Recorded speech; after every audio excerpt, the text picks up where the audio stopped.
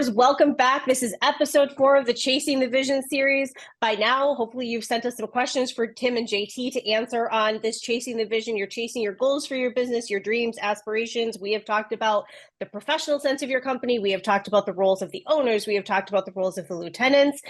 Today, we are talking about industry and marketing conditions. This is a big topic in the industry, and there's a lot that keeps changing. This is a topic that changes, I think, maybe faster than just about any other topic in the industry. And there are ebbs and flows in the PE interest or the interest of the bigger players in the market. There's new players coming into the market. I have met I can say within the last couple of weeks, multiple new players that have entered the market and are interested in even more regional play or whatever that may be. So this is continuing to shift and evolve. So I'm really excited to have this conversation today with Tim and JT. So JT, I'm going to start this one with you for sure to have you kind of set the stage for the episode. We're recording this in early 2024. It's going to be released at the beginning of Q2. So what are you seeing in the restoration market today when it comes to kind of M&A and market conditions?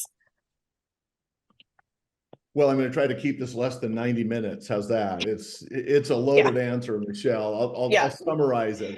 And Tim, you can back me up on any of this or challenge me, but what's interesting. It's probably easiest to start with size. Okay. With the companies that are out there that are smaller in, let's say, the SBA world, 5 or 6 million and under in transaction value, that whole market is really slow right now. Interest rates, it's 2+ prime for most SBA loans. And not many people or couples will say, if they're a married couple, are willing to mortgage the house and their savings and sign up for a variable 10.5% loan. So that whole side of the market has been pretty quiet the last year as interest rates have jumped. We'll see what happens this year with an election year, et cetera. When you get above that 5 to 6 million, things are still moving really well. And a lot of my clients are north of 10 up to about 80 million. And they borrow money very differently than the three of us do, right? So there is a lot of new activity in that space. There's what I call the industry strategics, and we all know who they are. They're the first on sites and the ATIs and the Blue Skies and BMS and Customs. They're all out there. And then there's this PE group, and there's really two types of PE groups coming into the marketplace. One type is that they're already in. They understand exactly what they're looking at. They understand the space, they understand the intricacies, what makes it so unique. And this is a very unique space for everyone who's listening. I'm sure you can agree.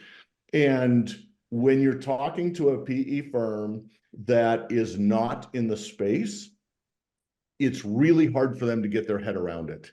You start talking about invoices that have been challenged, receivables that are 180 days out, 2 or 3 or 400 days on cat work, insurance adjusters that muddy the waters at times. And we understand why they're there, but it's a very unique model.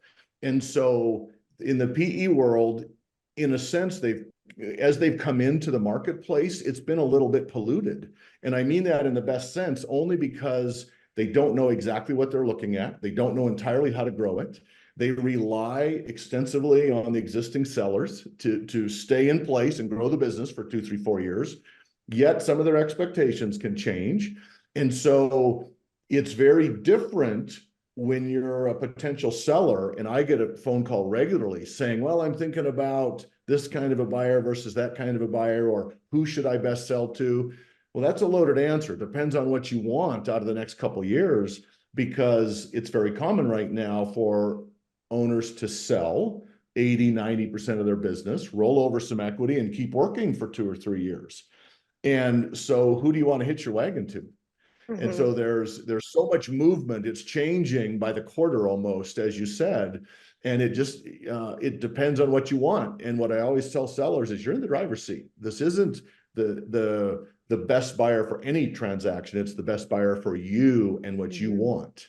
And that it tends to, offer some clarity.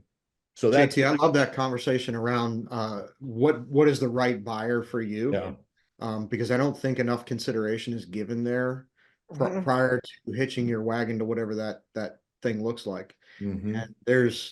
And you've got examples, I've got examples of folks that in hindsight, I think would go back and say, I probably should have vetted them out a little bit or given more considerations to what their motives were and how they operated before I agreed to sell my business to them. Yeah. There's been Yeah. some big movement in the industry just recently, I think, with questions just like that. And every company that's out there, that's whether they're investing or buying, has kind of different there's different cultures across all of these companies and the PE firms, and different motives and different fits, and everybody's a different fit for somebody else. So that's, yeah, For the first time ever. Yeah, sorry, Michelle, for the first time ever in the last year or two, we've got buyers taking down booths at trade shows, soliciting sellers. I mean, in the last couple of trade shows, you can't take 3 steps without getting approached by a buyer.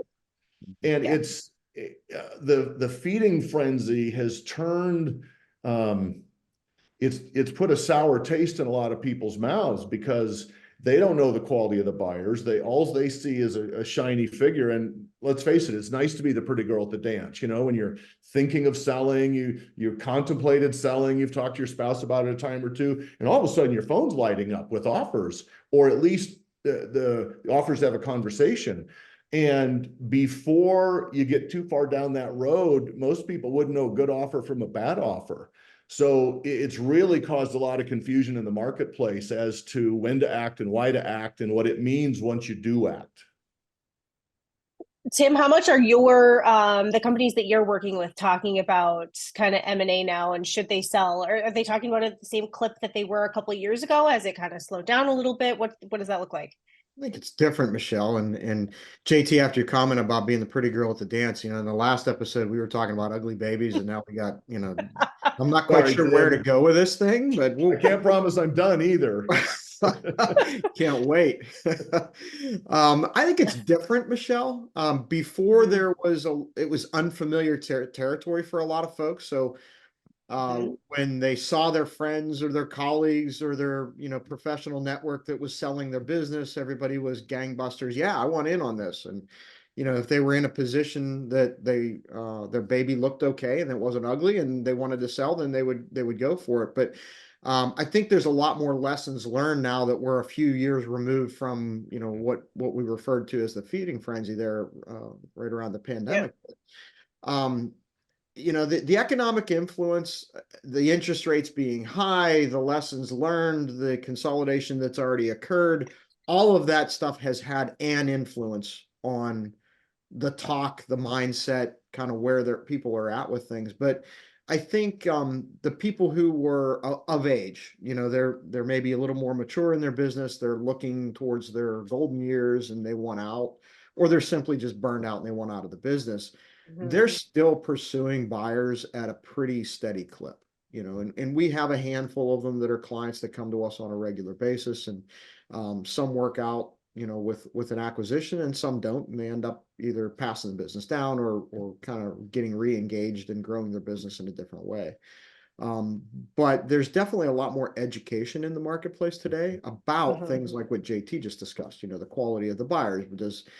Is the pot of gold at the end of the rainbow really that shiny, or is there a lot of things attached to that I need to be aware of? So people are more aware of that, and I think cognizant of it.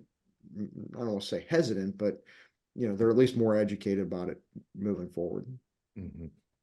I've talked to some companies that I'm curious both of your takes on this. And I think it'll be relatable to people who are listening. I've spoken to a lot of companies who think, oh my gosh, a company in my market has been bought by maybe one of those big five that you were listed off at the beginning, JT. And I'm worried that I'm not going to stay competitive, or that my business is going to go under because now one of these big players is in our market.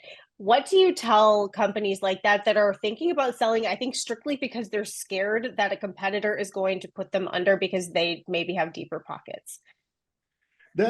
I'll take this one, Tim, initially. That's kind of a fallacy. There's lots of people with deep pockets out there.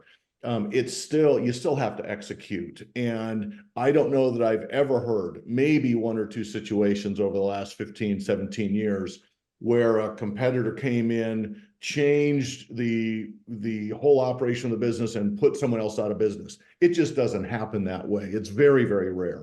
You still have to compete. You still have to deliver and execute. The phone call I get the most to your question is, did I miss my window?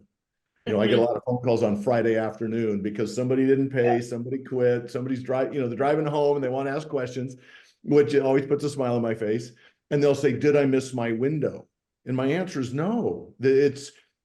people think they've got to take advantage of this and somehow they've got to sell quickly because a competitor purchased or their competitor got bought. The only time you need to move super expeditiously if you're calling me from a hospital parking lot and you just got terrible news. And I get about one of those a year. And I say that with as much respect as I can, because the attitude is I need out and I need out by next week. And so the window is a big window, and nobody, I mentioned it earlier, I think in our last episode, nobody's on your timing committee except you. Your wealth advisor may have an opinion, your spouse may have an opinion, your estate planner might, your doctor might have an opinion, your kids might have an opinion, but you're ultimately the one on the tip of that spear. And I mentioned that I'm not on it, and I shouldn't be. My job is to educate you. Once you've got all the answers, you know what it's worth, you know why it's worth what it is, what's driving the value, how to make it better, how to get it cleaned up. Let's say there's been a conversation with Violan. We've got our baby as pretty as we can make it, to come back to the analogy, Tim, and we've got it ready to go. Doesn't mean you have to sell. It means now you've got a great business. In theory, your quality of life is good. You're making more money. You're more efficient. You now alone control the timing of that exit. And there's something very liberating in that. And so it's not, do I get cleaned up today because I'm going to sell tomorrow? It's, let's just get cleaned up. Let's make it the best we can. And we'll worry about the timing when the wind changes direction or the sun comes up a little differently and we change our mind and we decide to sell. But to be ready, and Tim made the comment last time that somebody comes along with a check that's kind of too big to refuse, you just want to be ready for that day. And if it doesn't happen, we'll go to market when the time is right. Michelle, can I come back to your question? Yeah. So was this relative to the bigger strategics and the private equity money that's having an influence on a local market from a risk standpoint, or whether or not it's the right time to sell? Like how's Good question. So I've heard from restorers like, oh my gosh, Blue Sky, for example, came in and bought my closest competitor. And I'm really worried now that because they're going to have this bigger footprint, this money backing, all of that, the brand recognition maybe of this large company, national company, that my market share is going to decrease, that I am going to lose business because this larger player is in my market now. And now my competition is kind of, yeah. Yeah. Okay, so back to that question for a second, and I think I'm kind of in JT's boat on this one. We haven't observed anything like that, at least from our client base, and we've got a fairly large, reach across the U.S. We haven't seen that here, at least. Now, I can tell you we have seen it internationally. So where in specifically the Australian market, where we've got a ton of consolidation amongst a very small number of players and a change in claim settlement practices, really role of the restorer and the types of services that are provided. So I think that may be the key. And I don't know, like I'm just guessing at this, but in looking at it, if I had to guess on something, does simply the fact that Walmart bought out the local retailer, does that mean that they're going to dominate and put everybody else out of business? I don't think so. I think there's got to be that coupled with something else, a change in the customer environment, a change in the service environment. And, we've been lucky in this business that we haven't seen a major shift in any of that recently. But I would say we're probably one of those components away from that being a reality. I think this ties really well back to kind of the first 3 episodes that we've talked about, the role of the owner, the role of upper leadership, and then the professional sense of companies. Those are what help differentiate companies in the market more so than, the name on the sign. The name on the sign is important, and that is connected to your professional sense. But the state of the industry report that we did with Know How showed that a lot of companies, if a competitor company is acquired, the company that was not acquired, they actually gain a little bit of market share. So it's actually shown that there's opportunity there, especially in that transition phase as well. It takes a while to integrate, like we talked about in the last episode, and kind of make that changeover. So, okay, a little bit down a rabbit hole there. So what is the number one reason, since we're past pandemic reasons for selling, what are some of the main reasons that you're finding owners are ready to sell or consider selling now? JT, you want to take that one first? Oh, Tim, go for sure. it. Yeah, that's, for me, that's probably a multiple part Mhm. answer. I'll just keep it simple. I think just timing is one. I mean, a lot of these companies were started in the, late 80s or 90s, and now they're 25, 30 years old, and these guys are pushing 60, 65, 70 years old, and it's just timing. It's almost like the baby boomers. Mhm. So I think that speaks to some of it. And then part of it too is the changing industry, which we talked about, I think, on another episode, that the gentlemen who are typically thinking of selling, and it's typically guys, I don't mean to be sexist, but this industry is dominated that way. The industry has changed so much the last few years. You've either grabbed onto technology or you haven't. And those who haven't, they struggle and they rely on everybody else for the technology to the extent that they can. And it's uncomfortable when you don't have that kind of a grasp on your business. And so I would bet 30% of the calls that I get are, I just don't recognize the industry anymore. It's time to get out.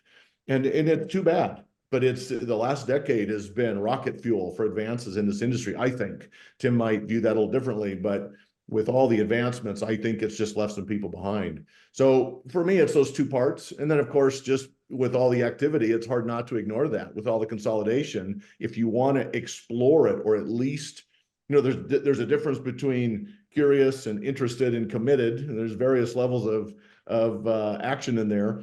But if you can't help but be curious, you really can't with everything that's going around. JT, how much of that has to do with the bandwidth of those owners that are of that age that you mentioned? They're kind of in that generation where it is time. It's the timing is what it's supposed to. Everything's got to come to an end. Yeah, The fair pace of change question. is what it is, but at that age, it's a little bit different to swallow, isn't it? It is. And I think that from my seat, and feel free to disagree, but I think really it started with a recession, 8, 9, and 10. Coming out of that, I'll call it the squeeze, started with insurance companies. Yeah. And it's forced owners to be better operators. You have to start tracking things better. The reporting requirements got amplified. You had to start using technology better and differently and more efficiently. That's when it started. And we're light years away from that now, 10 years later. So if you didn't grab on then and you got on the technology wagon, then you're completely lost now. But I think it started then, making decent operators had to become good operators. And now you've got to be a great operator. You've got to pay attention to the details of your business, or the margins just aren't going to be there. Mm-hmm. Yeah. Tim, I'm curious what you tell people who come to you or you're consulting with them and they just say, I am so tired about talking about M&A and mergers and acquisitions and PE, and I don't want to talk about it anymore, nor do I want to hear about it. What do you tell them? Well, I mean, even if they're not interested in it, they have to be aware of it, because Yes. it does have an impact on the market, what your Yep. competitors are doing around you, and ultimately, how that has an impact on your workload and your client base as well. So I don't think it's something that people can ignore. I mean, you could probably pick a topic in any point in time in history and say, well, I'm sick Yeah. of talking about it. Well, just because you're sick of it doesn't mean that you should stop paying attention. Mhm. Are there certain, so you mentioned just kind of keeping an eye on what's happening. Are there certain things that you recommend? Just keep an eye on what's happening in your market, keep an eye on the opportunities. Like what do you tell them to keep an eye on? Well, I mean, the big thing that I'm keeping an eye on right now is going to be the rollover sales. So you may Yeah. be sick of hearing about it, but there was a lot of private equity money that was dumped into this business over the last 3 or 4 years. And those folks want a return on that investment. Mhm. The ones that are rolling these companies up into portfolios, they did that with the intention of reselling them. There's no other end game for them. We haven't, to my knowledge, and JT, correct me if I'm wrong, seen a resale yet that was significant enough to have an impact on the marketplace. But so nobody has set the precedence. We don't know if they paid 5, 6, 7 times earnings for these businesses individually. Collectively, are they going to be able to turn it for the 12 to 15 that they want? And what's that going to mean for the marketplace? Yeah, it's going to be very interesting next 3 or 4 years. There's 2 industry strategics that are about ready to turn. And I won't mention names. They've made no bones about who they are. They've made it public. but I won't spread that here. But they're big names and they're going to turn in the next 24 months. And it'll be interesting to see the ripple effects, how that touches all of us. Yeah, Yes. So JT, as economic and market conditions change, you've talked about the recession, we've talked about the pandemic. Is there ever a bad time to sell? Like, are we going to see this wave of interest kind of end at some point? Or is this a market because we have this kind of economic resistant, now I wouldn't say economic proof, but economic resistant, I think is a little bit better of a term for our industry. Because we are that way, is it always okay to sell? Like, always a good time to sell? We haven't found a bad time yet, Michelle. That's the simple answer. It's always been decent. And with all the level of activity, the real question is, do I think that level of activity is going to continue? And the answer is yes. Depending on who you talk to, and Tim, you probably have better numbers than I do, but there's anywhere from 10,000 to 20,000 restoration companies across the country. And a lot of them are not sellable, or we'll say transferable. It's mom and pop, it's junior's wife and a couple of friends, and they're out there knocking back their $1 million to a year, and they're throwing off, 300,000 and everybody's happy, but is that transferable to a buyer? Well, yes, but not at a price that anyone would probably jump up and down about. So if you lop those off, there's still thousands of companies. And for the first time ever, and I had a hand in it, we've got private equity coming into the franchise world. And I typically don't take franchises, but I sold the country's largest restoration one last year, and they have since doubled in size. And there's a lot of people paying attention to what's happening there because private equity and franchises typically have not mixed. So I'm real anxious to see how that trend continues. But to answer your question simply, there hasn't been a bad time yet, and I'm not forecasting one. And people who call and say, I don't want to miss my window, there's no sense of urgency from my seat, and no one's pushing you in that direction because I think it's going to be good for years yet to come. Yeah, I think from a clarification standpoint, Michelle, what we're talking about here is there a bad time economically to sell your business? Like JT said, that the timing for the owner is that whatever that is, is it a good time to try to sell your business when you have to sell it because of a life event that triggered that decision? Well, no, you're probably not in a good position to negotiate, but that doesn't mean it's a bad time to sell. So I would agree. Yeah, and I appreciate the clarification, Tim. That was wonderful. Thanks. Right. Yeah. But I agree with you, though. Economically, no, today's no worse to sell your business than it was 2 or 3 years ago. Yeah, the only thing mentioned, and it just came to my mind, was that with interest rates high, those smaller companies up to 4 or 5 million in transactional value, they're tough to get financing on right now. SBA will do it, but the willingness of those buying parties, they're just not signing up for 10.5% variable loans. So that sector. You know what I'm wondering too, JT? One of the things that we noticed just recently is a trend of startups. We don't do a lot of work with startups, so just kind of clarify that. But we get inquiries. But we have seen probably more startup folks in the last, say, year to year and a half than we've ever seen. And it's because they are ex-employees of a previous company that was acquired. They were maybe considering buying a business like a Main Street deal, like what you're talking about, but why should I spend all that money in interest when I can just take that same amount of money and invest it in startup funds? I can get an operating capital loan to start the business and not have to pay the hundreds and hundreds of thousands of dollars in interest that's going to cost me over the next 10 to 15 years. That's right. No, it's a good point. And I'm not too involved in the startup world. That's well before my lane, but you're correct. People either spend their time or their money, and for a lot of people, it's easier to spend their time in a startup than spend hard-earned dollars buying a lot of goodwill. You got it. Yep. Yeah, that's okay. Absolutely true. And so going down this, Tim, this is another question for you that's going a little off topic from M&A, but we're talking about market conditions overall. And I just in recent weeks have seen a few examples of generational shifts and some new generations. I saw a couple companies that I'm pretty familiar with at Interconnect that, Tim, you're pretty familiar with as well, where they're moving to the next generation, which is kind of a really exciting thing to see happen in our industry. And I don't know that we've seen a lot of those shifts lately. It's been more the selling side of things versus passing them on to the next generation. Are you seeing any of that?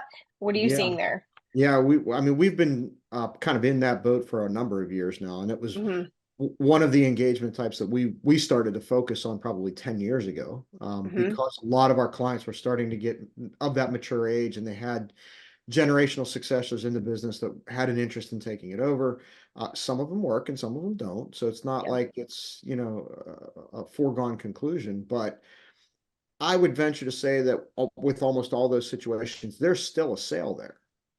There's still an acquisition that needs to be had. And you can only gift so much value, at least as far as the IRS is concerned, to those heirs. So that needs to be considered. There's a whole different dynamic to that too. I worked for a lot of years with who is now a very large restorer, but when the son took it over, his parents owned it, and he ran it for 7 or 8 years before they even started talking about an acquisition. Now, since then, we're talking 4 or 5 times growth. So he was able to take something that was worth relatively nothing, make it into something that is now worth something. And now they're going to try to go through that acquisition. And the value of the business was so high that the parents couldn't gift him the shares of that business. It would have taken them well beyond their lifetime to do that, because they would have exceeded the threshold. And then you throw in just, there's a lot of stuff involved in that. You get the entitlement mentality. Well, yeah, I played with my parents' money, but I made it to what it is today. So do I have to pay for my own hard work? There's a lot of things that go along with that. But those discussions, Tim, can dry out the best of turkeys at Thanksgiving. Holy cow. Family table. So those are handled delicately. They are. Yeah. We can think about that being an episode of its own anyway, and probably lots of stories to be shared in that one. So, that would be a good offshoot of it. If you wanted to do an offshoot episode where we could go down the rabbit hole, that would be a great one. It would be a great one, and I'm sure there's many, many stories to be had there. So, okay, before we kind of wrap it up, and I do want to ask you guys to share kind of stories about kind of mergers, acquisitions, PE, from the good side and the bad side, where it's worked out really well and worked out not so well. But before we get there, I wanted to, Tim, kind of explain the role of PE in the industry and how you're seeing it affect companies. Is it just affecting the big companies? Is it affecting the smaller companies? What do you kind of expect to happen with the market overall with this PE interest? Yeah, I mean, we've got suspicions, Michelle, but I think right now, as far as a data standpoint and observations, we haven't seen enough results from that. And I don't think there's been enough time for that to kind of play out. What we suspect is you're going to see an impact on the capital infrastructure side of things, where these companies have the abilities and the budgets to put more money into infrastructure development, like software systems and capital assets, and funding of operating initiatives, or even strategic movements, such as going after new markets with new services that haven't been pursued before. Those are all things that, every restore's got a million dreams or ideas of what they could do with their business and what they wanted to do, but they didn't have the capital to do it. Now we've got businesses that, yes, they're looking for bottom line results, but they also have the capital to say, if I want to be in that space, in front of that customer space with a certain service line, I'm going to go get it because I can. I think we're going to start to see a little bit of that come to fruition, but it's going to be niche in nature. I don't think we're talking about middle income, middle class, single family homes that people are doing restoration projects on. These are going to be different service lines that are for niche markets, like commercial, institutional, that kind of thing. Yeah. JT, anything you want to add to that? No, only that a lot of PE firms now, they're getting into the marketplace. Many have locations in what we'll call NFL cities, right? The big places on the map. And now their matrix is getting a little bit smaller as they look for what we call bolt-ons. If they needed to be in, let's say, Chicago or Dallas or LA, they've got their platform, they've got their first company in that demographic. Now they can bolt on other smaller companies, and everyone learns how to play in the same sandbox. And that's where what we've talked about previously, that culture and integration really becomes key.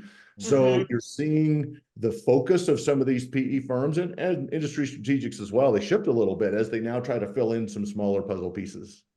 Yes. Okay. And what about regionalized players? So we've talked about the industry strategics and the big 5 players or whatever that may be, but I Are you seeing a trend of companies consolidating even more on a regional basis with different companies that aren't these big strategics? What are you seeing there? I have. There are companies who I'm working with a couple right now who just want to be in California. Mhm. And as odd as that sounds, I mean, California is its own planet as far as doing business. There are companies who Yes. want to specialize. Yeah, thank you for laughing, Tim. It really is. It is. And there are companies who just want to be in the Pacific Northwest, or they fancy themselves as a Midwest private equity firm. They want to stay in these corridor Mhm. 5 or 6 or 7 states. And once you get that region down, it's easy to grow a business. You know, this arbitrage is the fancy word for saying you glue a bunch of companies together and you're worth more together as you were as a broken apart set of pieces. And so there's more and more of that specialty going on because some PE firms are just 2 or 3 people who got together, you know, college friends, or they were investor buddies, and they've got a specialty in a certain demographic, and they just don't feel comfortable outside that sandbox. So I think we're going to continue to see that moving forward. Now, one thing we haven't talked about really, Michelle, with regard to all this is the impact on the franchises and the impact they're going to have on the marketplace, because that's something we saw that coming 3 or 4 years ago, where the consolidation in the marketplace wasn't just happening amongst independents. And now we've got big players in the market on the franchise side who are inviting private equity investors to their conferences because they're encouraging the consolidation of the franchise locations, those territories, into a fewer number of hands. And that is a stark contrast to everything that people know in the franchise world. You want opportunity. You want to be able to put as many franchise sales on the map as you can, but taking 3, 4, 5, 10, 15 of them, putting them in one owner's hands, that's an interesting proposition. But they're having significant influence. Back to the regional thing, JT. Yeah. Like Sure. that's most equitably done inside of a specific geographic region. No, the next few years are going to be interesting on a lot of levels, and that's one of them. There's also, like, Tim, you were talking about the number of startups. There's also a ton of new franchises, it seems like, all the time, especially in the mitigation space. So lots of different directions this is going. Okay, so before we wrap it up, go ahead, JT. Yeah, sorry, Michelle, and not just in mitigation. We've got franchises coming on for contents, for plumbing referrals, for all kinds of things. And everybody's got a specialty now, which is fascinating. And I think it adds to some efficiencies as well. If you want to go down that road, it certainly cuts the learning curve if you want to start a new profit center. Yeah, and they're JT looking at that, and I'm thinking about one brand concept. Well, one company that has several brand concepts, and you look at that model and you go, "Wow, how are they not cannibalizing each other?" Yeah, like, right.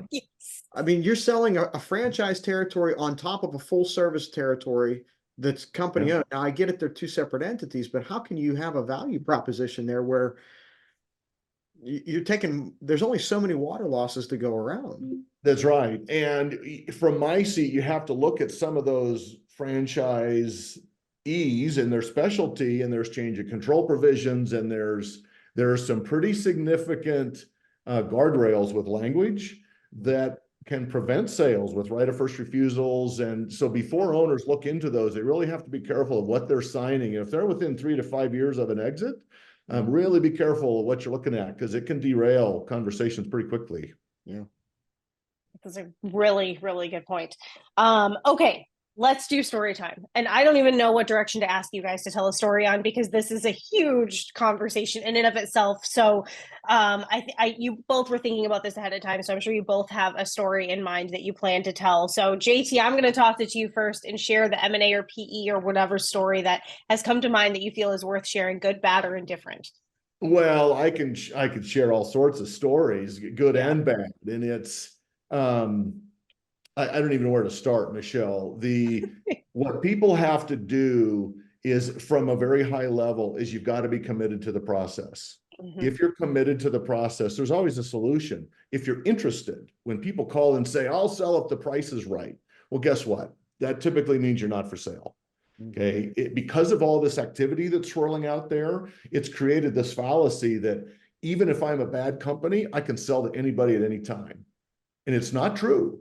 And the company that I mentioned earlier that was north of 20 million that I technically fired, and then he came back to me and said, "Well, I guess you're right. Let's get cleaned up and ready to go." You don't like to fire $20 million clients. It's an uncomfortable place to be. But when you know it's never going to sell, I'm not going to waste my time and I'm not going to waste their time.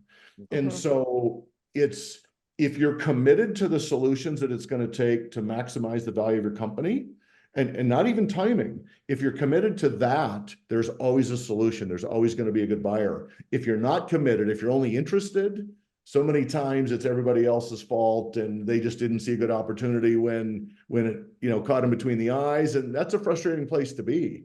So I want people who are committed. Doesn't mean you have to sell, but at least commit to the solutions that are going to sort of get you to the promised land, so to speak. So, I mean, stories aside, it's there's a lot of good ones and a lot of bad ones. I'll turn it over to Tim and see what he can dig up. Well, I was thinking about this because I've got several stories, right? And I know JT, the kind of the way you work, you're involved in a client's life for a relatively short period of time in the grand scheme of things, right? Yeah, 18 to 24 months typically. Yeah, I mean, and we, at least with a lot of our more successful clients, we're engaged with them for years, and sometimes the better part of a decade. And I think about all the clients that we've seen sell their businesses just in the last handful of years, and I can't think of any that there's really middle ground, Michelle. So when you talk about good stories and bad stories, they're very polarized. It was either a bad experience outcome, or it was a very good experience. And I've got two that I'm thinking of that kind of like maybe embody both of those. The one was actually, we had several transactions with a known strategic in the industry, I think is what you call them, JT, that was buying a bunch of businesses all, in a relatively short period of time. Well, they were putting a lot of money on the street, probably more than they should have, in my opinion, at least. So we sold, I think, 4 of our clients to this same buyer, and every single one of them had the same problem, and it was the integration post merger. The employees left. It was a big culture shift. The systems integration wasn't thought through, so it was very willy-nilly. It just wasn't done the way, with the effectiveness that it could have been, with maybe a little bit more planning and thought. Right. So you had this mass exodus of people. Fortunately, we were at least able to negotiate enough money at the table that the sellers weren't disappointed from a monetary standpoint. But the real regret now that they look back at is all of the employees are gone. The brand that I built is gone. My customer base, they're all disappointed, and maybe even pointing fingers at me because I sold my business. There was a guilt thing associated with that. So that was all related again to the post-merger acquisition or integration. The good side, right, again, comes from strategics, but what we see there is that the owners still remained involved in the business, that in a way that fulfilled what they desired, right? So they maybe wanted out because I don't want the stress of having to worry about payroll or having the risk associated with, the financial downside of this business, or I simply don't want to travel to do cat work anymore. I would rather pass that on to somebody else, take a modest salary, cash in, whatever the equity is that I've got in the business, and then I'll be an employee for the rest of my career. And I've got one in particular, and they absolutely love it right now. They're engaged, they're happy about it, and it works. That's a very common strategy right now, Tim. Most owners can't separate working from selling, because as you go to work, you've always been an owner. So to sell 70, 80, 90%, roll over some equity, still have a carrot to chase with 10 or 15, 20% on the line. You've now hitched your wagon to someone else. It's a relief for a lot of these owners. And it's also a nice half step towards a full retirement. Okay. To be able to come and go a little bit more as you please and focus on the areas that you want to focus on, and sort of delegate those areas that you've never really floated your boat. Yeah, rollover equity is not all bad. Yeah, it's not all bad. There's definitely opportunity there. That's right. Perfect. All right. Well, this was a great conversation, and one that we could keep going for forever and ever. But anything that either of you want to add to this kind of M&A market conditions conversation before we wrap it up? Yeah, Michelle, I would maybe just kind of bring it back to, we talk a lot about selling a business, buying a business, the market, mergers and acquisitions in this podcast. But I would just want to remind everybody that, you know, all of these things that we talk about aren't just about selling your business. It's about, Yes. it's about having a good business that has value in it. And I think you mentioned it, JT, like I've got this thing to a point now where it's a better business because of these efforts. And Right. maybe that changes your opinion about selling one way. That's right. And I'm glad you mentioned that. We talk about getting cleaned up and ready to sell like it's one thing, and it's Right. not. Just getting cleaned up and more professional, your quality of life is going to be better, your profitability is going to be greater, your culture is going to be better, your employees are going to be happier. Let's start there. Just get cleaned up. And then the timing's all yours. They're two very separate things. So I appreciate the clarification. Yep, I totally agree with that. So to everyone who's listening again, please feel free to comment or send us questions or whatever that may be. And we look forward to keeping the conversation going on helping you kind of chase your vision for your business, whatever that may be, whether it is selling or passing to the next generation, or you're going to be in it for a while, or you want to expand, or whatever that may be. We are here to have these conversations with you. And Tim and JT, thank you so much. Thank you, Michelle. Thanks, Michelle. Thanks, JT.